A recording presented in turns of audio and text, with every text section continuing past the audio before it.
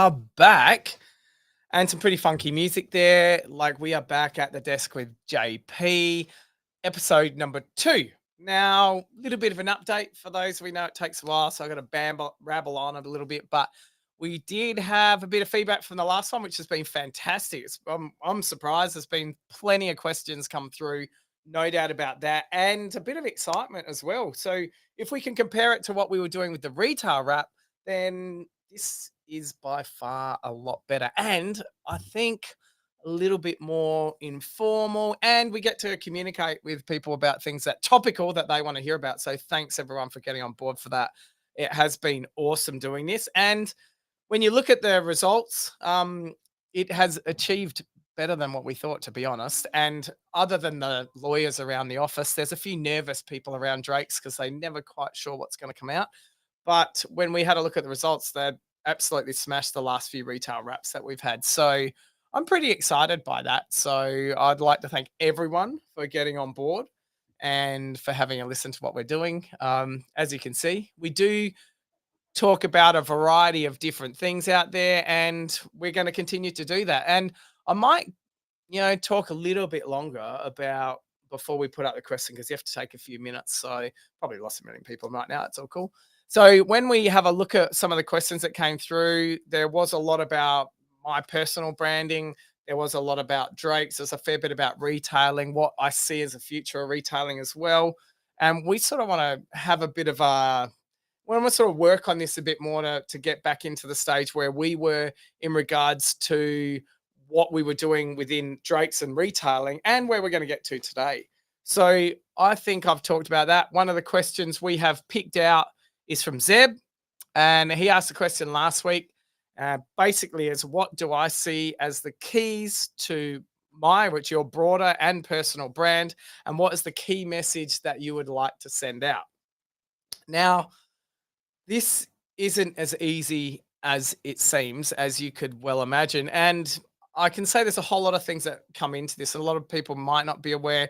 I work in a family business, work for Drake's Supermarkets. I'm up for 30 years this year. And when we look at the journey that we've taken, a lot of that really stepped out when we left the Foodland Group. We left the Foodland Group, which is, I believe, now that Drake's are the best retailer in the country, but I believe they were the best retailers in the country. And when we left those a couple of years ago, we needed to go out on our own and brand ourselves as our own.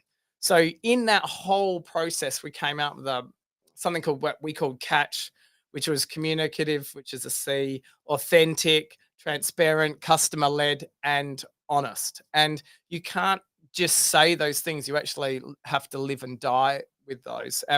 While we were building the warehouse, we had to tell people this is what we were doing, and to do that, we had to prove that there was some branding behind what we were doing about and that we were doing all those things. And one of those things was being communicative. And when you look at some of the things that did come up, we were releasing videos. We were telling people about things that we were doing, and we were putting it all together. And one of those is being honest. And when you look at the landscape of supermarket retailers out there, it's a little bit hard to be honest and upfront and take the good with the bad. And that is a big thing to do. Not only do you do that, you actually become very vulnerable in everything that you deliver, knowing that you're never going to please everyone all the time. And that takes a little bit of courage to come up with. But in that, there was a video which I think sort of started this process of actually drawing a line in the sand and being prepared to stand up for things that we believe in. And I think if we're gonna do some pretty radical stuff in this second live stream. And when I mean by radical, we're actually gonna show some videos. This is just us leading in, playing with the technology, to be honest. And we sort of want to lead into how we can do this for doing interviews and maybe even doing some roaming interviews around the traps. But this video that I'm going to show pretty much got us on the map, and it was just at the perfect timing. So I reckon, Matt, if you can play the video, let's see if it works. Fingers crossed. People ask us why we would be building a distribution center. And all these people tell us, oh, you don't have the volume, you don't have this. Well, the reality is we've done our numbers, it stacks up. We haven't gone lightly into building this. The project's a $95 million project. And I can tell you, the old man at the age of 70 isn't thinking he needs to spend that sort of money. Ta-da! Here I am standing in front of our brand new Brave Distribution Centre, which looked like this 11 months ago, and now it looks like this. A lot of people said this couldn't be done. Well, you are obviously wrong. So here we are inside the brand new distribution centre, and as you can see, there's a roof, there's some stock. It looks like it's completed. So there you go. First video played, and I think it worked. Well done, Matt. That's an A+ there. Definitely worked. But in that video, you can see quite a few things, and what most people wouldn't actually understand is the reason we started doing the retail wraps was because people weren't believing that we were actually going to open up our own warehouse and go out alone. So that was one of the reasons we thought we'd start it. So someone had to take the lead from the business, and that was me, as you could see. And from that, we then just had to make sure that the story was succinct in everything that we were doing. So playing those videos, you saw the first one there, other than a terrible beard that I had going now, a little bit frightening actually. But when that video aired, that was actually showing that, okay, guys, this is why we're doing this. This is the warehouse that we're building. So that was all foreign to us as a business, and Drake's hadn't really gone on the front foot to tell people about and to take our customers along the journey as well to why we were doing this. So it looks simple, and we did it very like that, but it took a fair bit of courage to come up with that sort of video. But that video there, we're being communicative. We're telling people exactly what we're doing and the reasons that we had to do this, and you could see, you could be authentic about it at the same time. So that video carried on. Then we just started, we opened up the warehouse, and then COVID hit. So you could say we were definitely a benefactor of COVID. And when that hit, it was fair to say we'd sorted out all the dramas that we'd had in the warehouse, which I can show you a bit later on. But the story that really changed the way things were for us was the finger story. And I think if Matt can play this pretty much, I'll be curious if you can leave a comment if you actually remember this clip from a few years ago now. Matt, let's see. First customer yesterday who said he wanted to get a refund on 150 packets of 32-pack toilet paper and 150 units of 1 litre sanitizer. I told him that is the sort of person that is causing the problem in the whole country. So that video there, when we played that video, that was a retail wrap. That was the last minute of a 7-minute segment. So this, when people talk about you do things to get famous and you want it to go viral, I can comfortably say you don't plan for things to go viral. When it actually happens, you have no idea. And I can tell you that one, I got a call, it was about 6 o'clock in the morning, when I had a mate call me up and he goes, oh, have you checked out the news feeds this morning? And I was like, no, I saw a picture, I saw that. And I just assumed it was a picture taken from one of the retail wraps. But what that actually was, I believe, a radio station grabbed that clip, and it was the last minute of a 7-minute segment on retail wrap. And then next minute, the phone didn't stop from there. We had 50 or so radio. We had 50 or so radio reviews. We're on Fox News, Fox 8, the Paul Murray Show. But that, and it was the #1 news story on news.com in the middle of COVID when everything was going crazy. And when you see that, that makes you realize that to be all of those things that I mentioned, authentic, transparent, customer-led, and honest, you can't make up that sort of progress, and you can't pick the timing of when something's going to go viral. So I hear people all the time say to me, oh, you're just doing clips to go viral or something. It's like, it's definitely not like that at all. And you can't choose that. But if you're not true to your brand, and if you're not doing the things that do show that you're open, honest, and transparent, then I think people will definitely see straight through that. So for us, that clip, as simple as it looks, you could see when you really look at that, you can see in my eyes, we were frustrated as hell, and we were going around from store to store trying to keep the stores open just by copying it on the front line. And that's just me up the front there, but all of our frontline workers were copying it big time, especially our cashiers at the front end and our workers, because we couldn't put the stock away quick enough to get it back on board.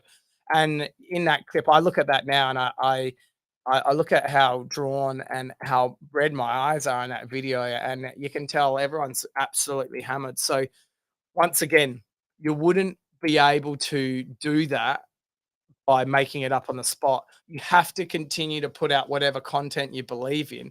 And it doesn't have to be, ours is about supermarkets, and the content we produce is not only supermarkets, it's a broader range of retailing. And they're the things that interest me definitely, but they're things that I know people talk about. So the content, when you talk about being relevant, is about things that people always want to talk about. We're being open and honest in the content we're producing. We're being transparent in that, and as you can see, it's the same messaging over. It's that catchphrase that we're using. It is the same, and being involved in the retailing industry, supermarket especially, it has been seen as a very tough industry to come into, thanks to my old man and all of those people for working the billion hours a week and thinking that's what you had to do. And it's really changed for what we see now as moving forward. And you know, I want to make sure that people understand that being in retail, yeah, obviously we're open 7 days a week. I want to bring sexy back to retailing. And that phrase is what we started to use. And if I had anything come on board in regards to me and my branding, which is going into Zeb's question, is I'm just being authentic in what I'm doing. And I can see people say, "Oh, your passion, your enthusiasm comes in what you say," and I truly believe that. But it's not just me; it's the whole team. And you can't have all 5,500 team members excited as I am about coming in and doing what they love to do, because I totally understand that that is not possible. But like I've said to everyone else, if you actually don't like what you're doing, go somewhere where you enjoy it, because before you know it, you'll be dead. No, that's a slightly dramatic, but that's exactly what it is.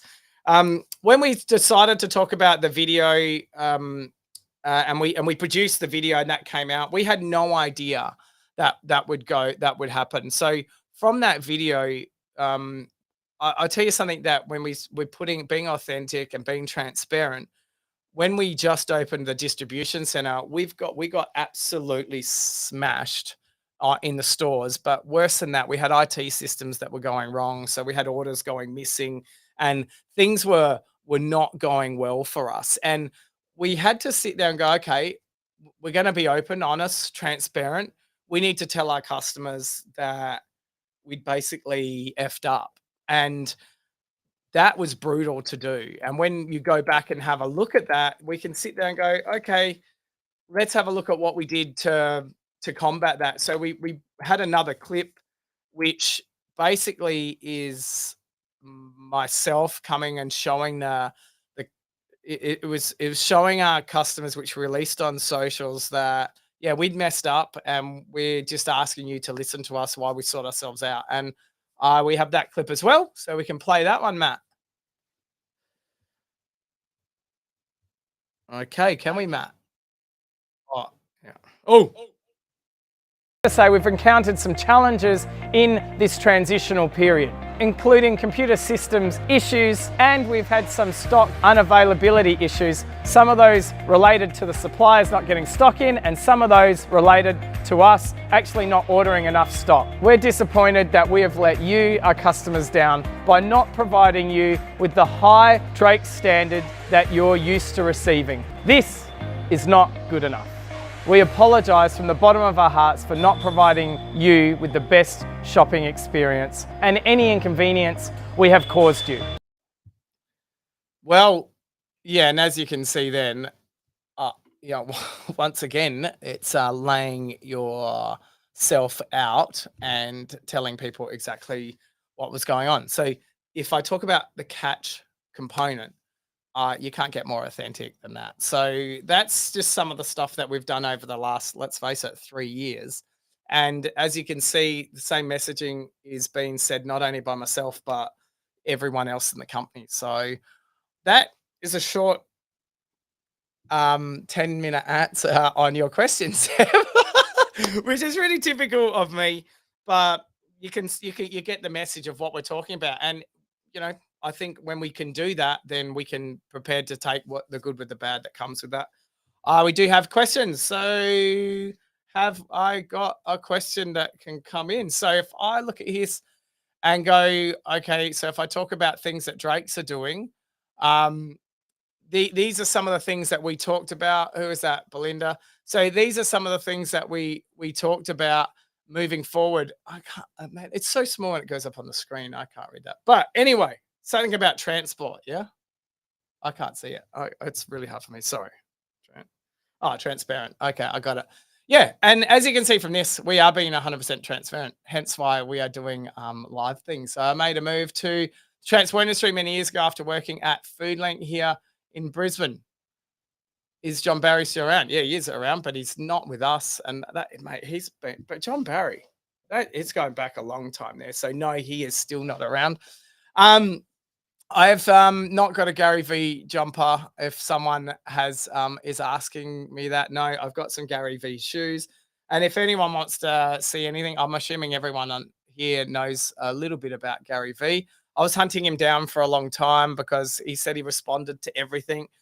We did do a few call outs to Gary V, ask him. I mean, when you watch his content, it's the same sort of thing. He says what's on his mind. He says whatever he thinks is going to help the greater industry, and he then talks about things that not everyone wants to handle. And in our industry, it's pretty simple. There are some taboo areas, and people get a bit scared to talk about milk and the milk pricing and what's that done to dairy farmers in the past. And for us, that's definitely a hot topic that we would like to go down the rabbit hole in. So we are looking at doing a more longer term piece about things to go into the rabbit hole of milk. We talk about that I think we need to do a thing on free range eggs and free range chicken. It seems to be quite a hot topic that people get a little bit worried. Like, how big is the square meter around a chicken to be classed as free range? And I even did a podcast with Mr. Lauki that was trying to tell me the free range chickens sound a little bit different than the other chickens in how happy they are. So I don't know. Mark has definitely said some interesting things to me in the past, but we won't go down that hot rabbit hole. So Drake's was part of the Foodland group for 46 years or something like that, and just recently have gone out as Drake's are on their own, and that was started by my old man from a long time ago. So when we look at the progression of our business, and people sit there and ask us about what we do as a living in regards to how we continue to trade as Drakes and what we continue to do. I mean, Dad doesn't need to work in the business, but he 100% does. He absolutely loves it. And, you know, the business isn't to be taken over by the children moving forward, and it's to be generational. And that's the part that makes our business a slightly different than others. It doesn't revolve around Roger Drake. It doesn't revolve around myself or my sisters. It's a business that's going to be generational. And we employ about 5,500 team members. And when you look at the impact that they have in their communities and whatnot, and the suppliers and the drivers, and when you put it all together, we probably look after an ecosystem of around 100,000 people that rely on us being successful. So for us to be successful, we obviously need customers coming in the door. And when you look at what our offers are, and anyone that's in South Australia or in Queensland, they can see our offers. It's pretty, it's always evolving. We're always trying new things, and we're not afraid to have a crack at different things. So I can see a question now. Okay. Okay, so back to the podcast. Okay, all right, let's go here. Back to the podcast. Does your distribution center only have dry goods, or have you got refrigeration in there too?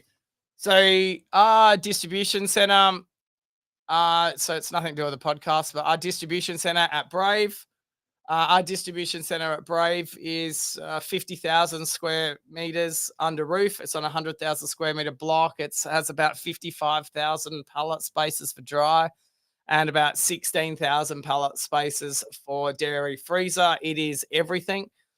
We don't put our fruit and veg through it. We just put our dry goods, our dairy, and a fair bit of the deli product through there as well. So it's a pretty big distribution center, just for the record. We it's nicknamed the Shed, which is a very big understatement. It's huge. So the shed is quite large. Is definitely built for the future. We do have a external customer that we supply goods out of there, and I have no doubt we will probably have more external customers moving forward. But we're here for a long time, so we're going to take our time and make sure that what we are doing is the best for not only Drake's, it's the best for our team members that are involved in the business. So we're generational. So answers that. Okay, will Brave make its way into Queensland? Wow, a YouTube question. Is this on YouTube? Okay, there you go.